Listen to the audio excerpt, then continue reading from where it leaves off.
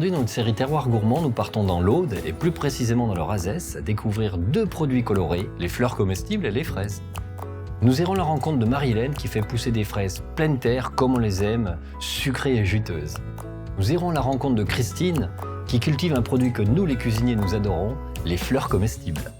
Je vous laisse découvrir ces beaux produits et ceux qui les animent avec passion et je vous retrouve juste après pour une recette à base de fraises et de fleurs comestibles.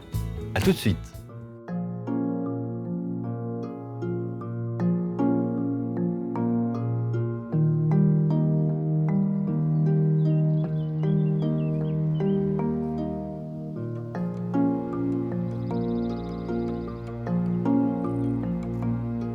Le premier écrit sur le Razès nous apparaît sous la plume poétique de Théodulphe d'Orléans, évêque à la cour de Charlemagne. Trop vite notre séjour s'achève en tes murs, Narbonne. De là, retournant à Redae et Carcassonne. Redae désigne l'ancienne capitale historique du Razès, un ancien comté carolingien qui a diminué au fil des siècles et des guerres féodales. À l'ombre des platanes se dressent encore les vestiges des forteresses cathares millénaires et de cités médiévales oubliées, presque devenues fantomatiques.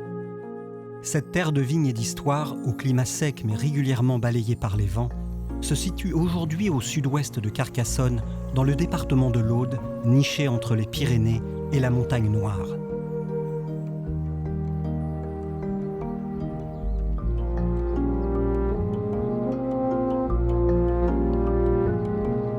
Au nord de ce petit morceau d'Occitanie, à Villa-Savary, Marie-Hélène de Soulages cultive en famille et en pleine terre un fruit à la robe rouge et au goût varié, la fraise. Plus au sud, à Bellevèze du Razès, Christine Muzelec fait pousser naturellement depuis 2014 plus de 80 variétés d'herbes aromatiques et de fleurs comestibles. Cette passionnée de botanique s'appuie sur les usages du passé à travers les cultures du monde entier. La présence des fleurs dans notre alimentation ne date pas d'hier. Depuis la préhistoire, elles sont utilisées en infusion ou en macération. Dans la gastronomie contemporaine, elles apparaissent de plus en plus comme des ingrédients et des condiments à part entière. Comme tous les matins, Christine vient s'occuper de ces fleurs. Fragiles et délicates, elles demandent une attention et une patience de tous les instants. Alors les fleurs comestibles, on peut les séparer en trois catégories en fait. On a les fleurs décoration, qui est des fleurs à saveur neutre, comme le bleuet par exemple. On va utiliser les pétales qu'on va parsemer sur l'assiette. Ensuite, on a les fleurs que moi je classe dans la catégorie des fleurs salades. Donc généralement, ce sont des fleurs avec des pétales beaucoup plus grands. Des fleurs comestibles, toujours. Un petit croquant, une saveur douce, à peine épicée. Et puis dans les fleurs comestibles, je vais avoir une troisième catégorie, comme par exemple les fleurs de coriandre. Hop. Voilà, alors tout le monde connaît la coriandre en feuilles. Vous l'avez ici. Et là, pour moi, je vais cultiver les fleurs. On a la saveur de la coriandre, en plus doux, plus sucré. Et voilà, donc ça, on va l'épicer, on va mettre sur une assiette. On va mettre 2-3 fleurs à peu près. Et juste pour donner une petite touche épicée de saveur de coriandre.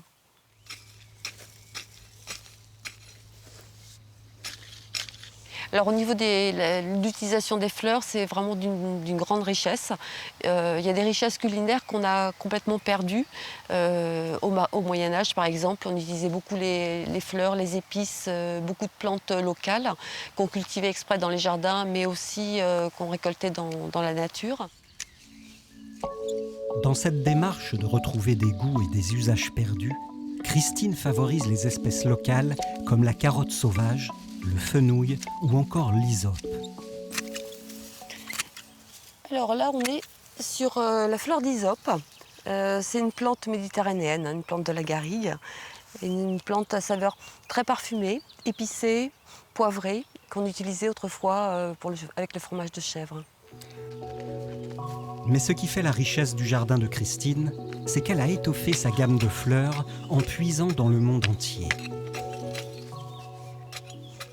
Donc là, la tagette, c'est une plante qui vient plutôt du Mexique, une couleur éclatante.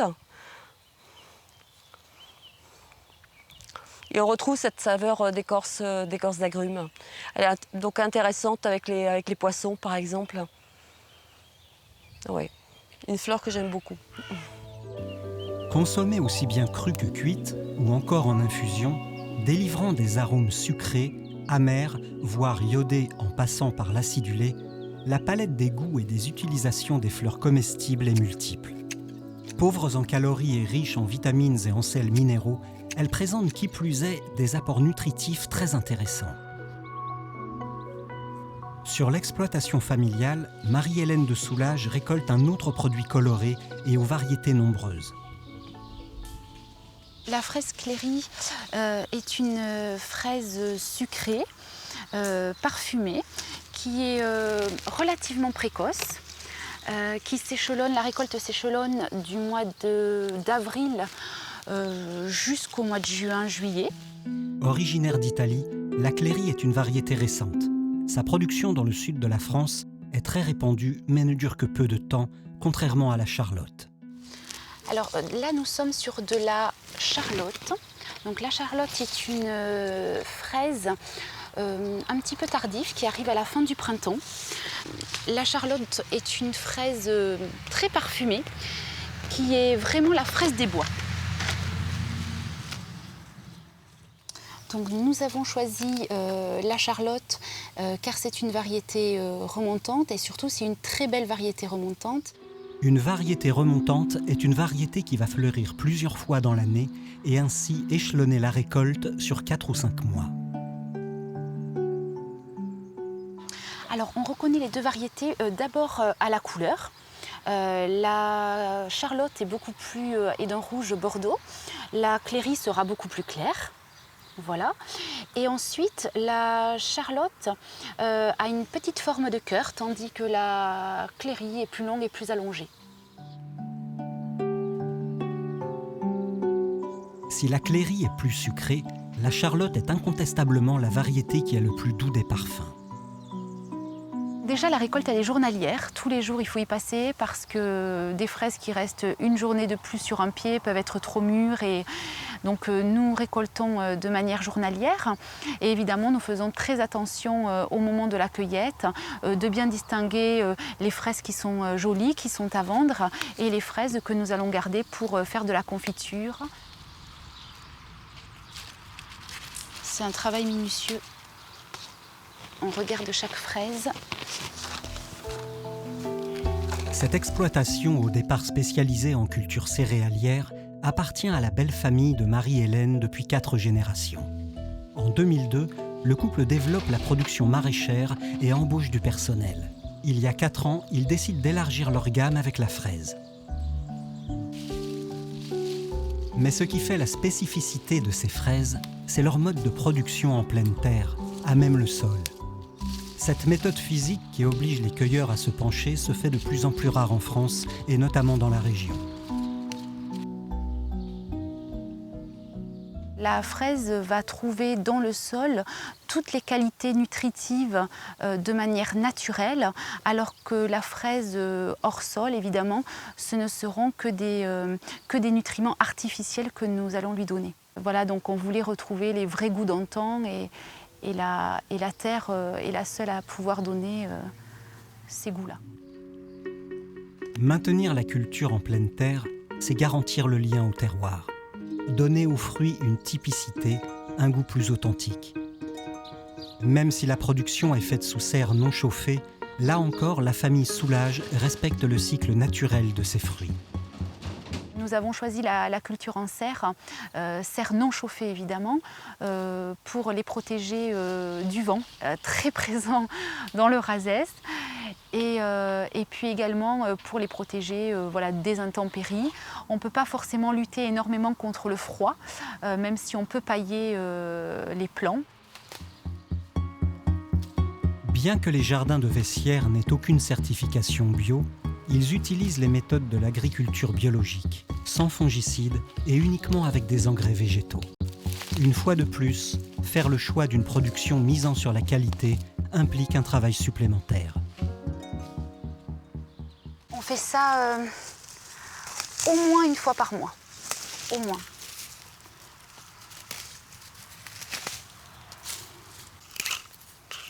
Mais c'est sûr que ça se nettoie pas tout seul. En plus du désherbage à la main, il faut lutter contre les insectes sans utiliser de produits chimiques. Jean-Pierre passe donc tous les jours de l'antipuceron naturel, un mélange de savon à base d'huile d'olive et d'eau. Dès le départ, la famille Soulage a fait le choix d'une agriculture biologique. Cultiver de façon propre, vendre des produits de qualité. Avant d'être un label, l'agriculture biologique est une conviction, une manière de penser en cohérence avec son terroir. Un état d'esprit que Christine partage profondément. Elle se rend justement à Graines del País, une entreprise artisanale qui cultive des semences adaptées à la région. Dis-moi, est-ce que tu as besoin J'aurais besoin d'origan. Ouais. Graines del País, c'est un regroupement de 25 producteurs de semences partout en France qui commercialisent entre 600 et 700 variétés dites anciennes de légumes, d'aromatiques et de fleurs. Comme Christine, Jean-Luc se base davantage sur des critères gustatifs que sur des critères de productivité. Vivace. Alors ça, c'est super. J'ai fait un essai cette année. C'est super bon. Ah ouais, Elle est sympa celle-ci aussi. la mélisse de Moldavie, là. Ouais. La plupart des plantes aromatiques et des fleurs comestibles sont issues de fleurs sauvages et de plantes sauvages. Et ce qui est vraiment important, c'est de les cultiver dans des conditions presque sauvages pour qu'elles expriment vraiment tous leurs arômes. Au niveau gustatif, je ne sais pas. Il faudra que tu testes. Oui, bonne idée. Moi, je suis ouverte à toutes les nouveautés, toutes les propositions. Telle une chercheuse, toujours en train de tester de nouveaux échantillons de graines pour découvrir des saveurs inédites, Christine se fournit chez Graines del País pour la capacité d'adaptation de leurs semences. On peut prendre des graines qui sont, que je fais moi ici, et qui peuvent très bien aller dans le nord de la France. C'est la particularité des semences de population ou de variétés anciennes qui fait qu'on peut les adapter n'importe où. Il faut juste refaire les semences. C'est ce que tous les paysans faisaient il y a encore entre 50 et 100 ans. Plus il y aura de semences adaptées à leur terroir, plus il y aura de goûts, de couleurs et de variétés différentes. Ainsi, ce qui fait la diversité, c'est peut-être la volonté des hommes à travailler en cohérence avec leur environnement. Lorsque le temps se rafraîchit, pour Christine, c'est la température idéale pour récolter. La production des fleurs commence par le semis sous serre non chauffée. Ensuite, Christine les repique en godets pour les planter en pleine terre en fonction des conditions météo. J'ai fait un choix de production en pleine terre parce que la plante au niveau conditions climatiques, la luminosité par exemple, c'est beaucoup plus intéressant pour la plante. Sous serre, ici, par exemple, avec un tunnel froid, je vais avoir des températures élevées qui vont convenir à une plante tropicale, mais pas à une plante locale, par exemple.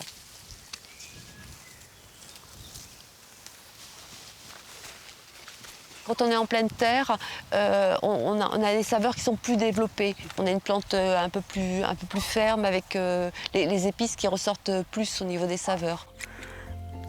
On a les odeurs, on a la couleur. C'est du bonheur.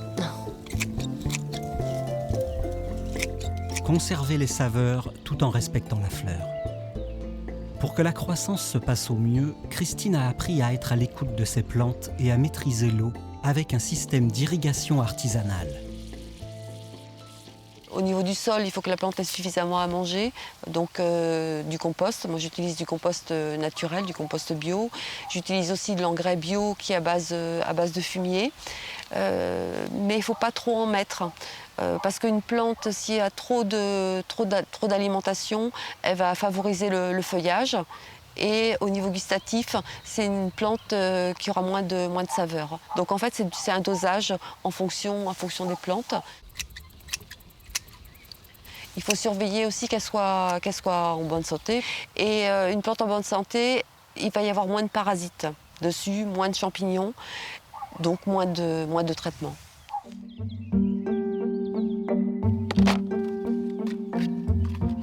Comme Marie-Hélène, Christine n'a pas de certification. Mais elle a aussi fait le choix d'une méthode de production en agrobiologie, sans produits chimiques, pour des raisons idéologiques et environnementales.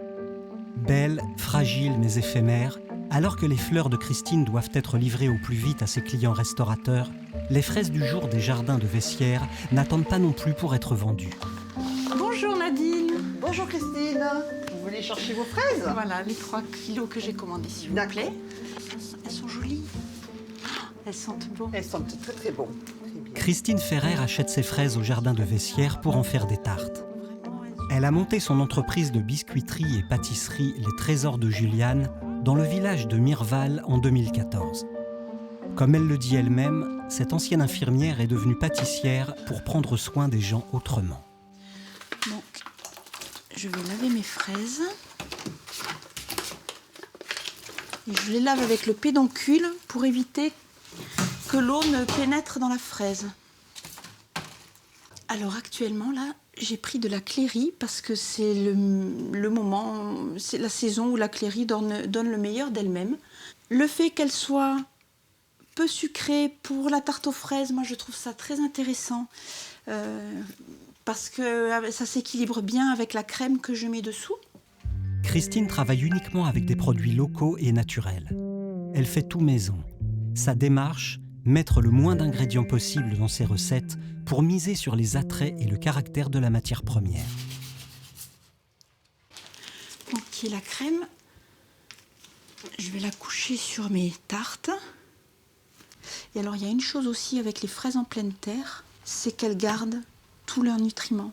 Elles ont une richesse en nutriments qui est supérieure à celle des fraises hors sol, en hydroponie.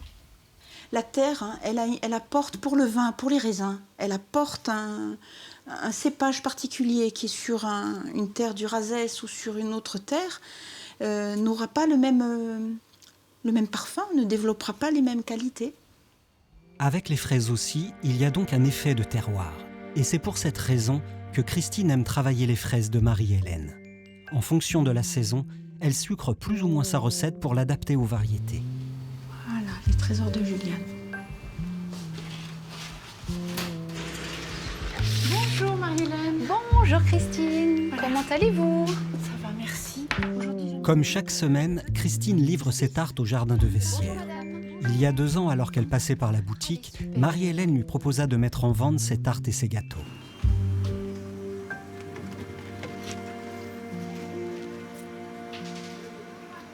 Donc nous avons nos produits et nous avons également des produits locaux, voire très locaux, qui sont produits à quelques dizaines de kilomètres du magasin. Des petites tomates, voilà, des petites aubergines, comme ceci. Et bonne journée. Merci beaucoup madame, merci, au revoir. Des fruits et légumes cueillis à 50 mètres de la boutique, on ne peut pas imaginer circuit plus court. L'ambiance familiale, la proximité avec les producteurs et le large choix de produits garantis sans traitement ont permis au bouche à oreille de fonctionner rapidement.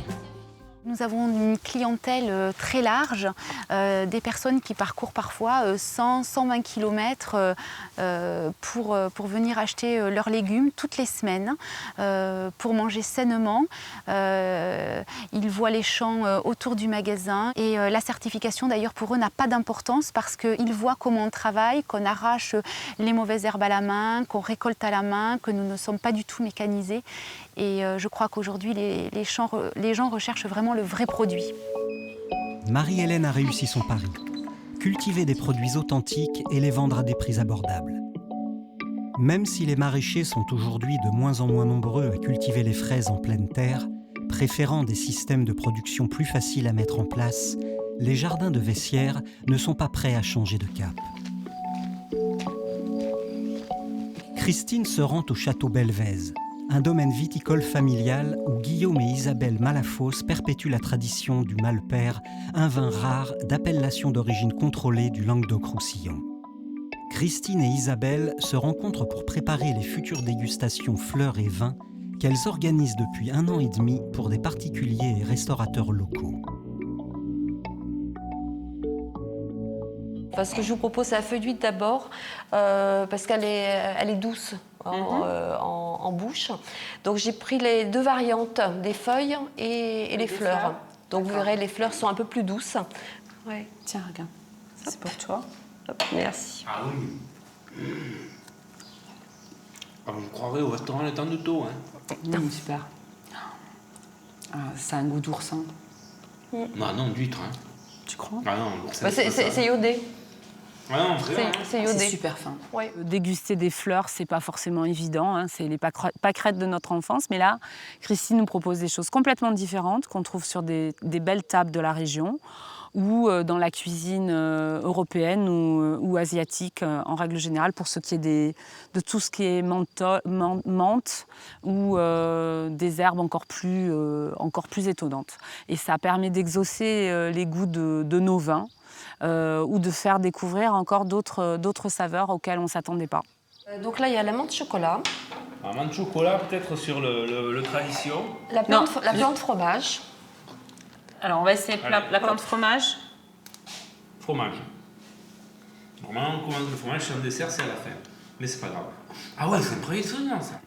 Ça, c'est du camembert. J'adore le camembert. Moi, je suis là. Le vin, il se comporte exactement Comme sur du fromage, oui. Tu as goûté avec le vin? Oui. Lors des dégustations vin et fleurs, ce qui est intéressant pour moi, c'est une découverte déjà, parce qu'ils ont un savoir que moi je n'ai pas. Au niveau des associations, au niveau du langage, au niveau des saveurs, on ne parle pas de la même chose au départ et voilà, donc c'est un échange qui est vraiment très très intéressant et puis ça me fait toujours plaisir de partager, de savoir qu'eux vont proposer mes fleurs avec un autre regard. La plus grande partie des clients de Christine sont des restaurateurs étoilés de la région qui ont la possibilité avec ces fleurs d'avoir accès à de nouvelles saveurs.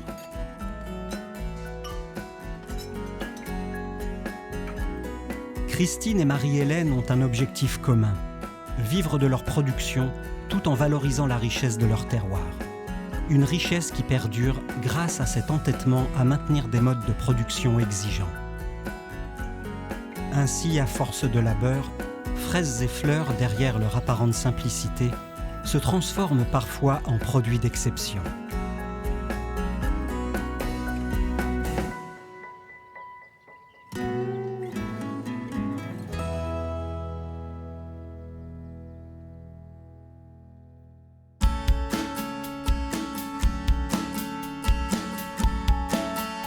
Aujourd'hui, je vous propose une recette de déclinaison de fraises et de fleurs en gelée. Pour réaliser cette recette pour 4 personnes, il vous faudra 700 g de fraises clairies ou charlotte, 50 g de sucre cassonade, une demi-botte d'estragon, 6 feuilles de gélatine, une quinzaine de fleurs de fenouil. Pour le chantilly, une gousse de vanille, 200 g de crème liquide, 20 g de sucre semoule. Pour le sirop de fraises, effeuiller l'estragon, équeuter les fraises lavées, réunir dans un cul de poule l'estragon, le sucre, ajouter les fraises en réservant environ 200 g pour le dressage. Cuire l'ensemble au bain-marie pendant 30 minutes. Égoutter les fraises dans un chinois fin afin de récupérer le jus. Pour les fraises, il faut juste légèrement les fouler, sans les écraser, juste pour extraire le jus. Mettre de côté les fraises cuites et diviser en 2 la quantité de jus. Pour le granité, versez une moitié du jus sur une plaque pouvant aller au congélateur et laisser au froid au moins 2 heures. Pour la gelée, mettez à tremper les feuilles de gélatine dans de l'eau froide 1 minute. Puis les presser légèrement. Les ajouter à la deuxième moitié de jus de fraise encore tiède et mélanger. Répartir le jus sur une plaque. Pour réaliser une belle gelée et enlever les bulles, lisser avec un papier. Mettre au réfrigérateur au moins 20 minutes pour laisser figer un peu. Répartir les fleurs sur la préparation. Effriter légèrement les pistils et laisser au réfrigérateur 2 heures minimum. Pour la chantilly, fendre la gousse de vanille en deux et récupérer les grains à l'aide d'un couteau d'office. Placer dans un cul de poule la crème liquide froide, le sucre et la vanille. Battre à l'aide d'un fouet ou au robot jusqu'à ce que la crème soit ferme. Pour réussir une bonne chantilly, il est important que tous les éléments soient au frais, même le fouet, le cul de poule et bien sûr la crème fraîche. Mettre en poche et réserver pour le dressage. Juste avant de dresser, taillez les fraises en plusieurs formes, grosses rondelles et quartiers. Détaillez la gelée en ronds de plusieurs tailles. Pour le dressage, disposez sur l'assiette de votre choix les ronds de gelée. Déposez quelques fraises crues et cuites, en ajoutez une avec la queue. Pochez la chantilly en points. Grattez à l'aide d'une fourchette le granité et le répandre sur l'assiette. Ajoutez des fleurs en décoration si vous le souhaitez. Je vous souhaite une belle dégustation et je vous dis à très bientôt.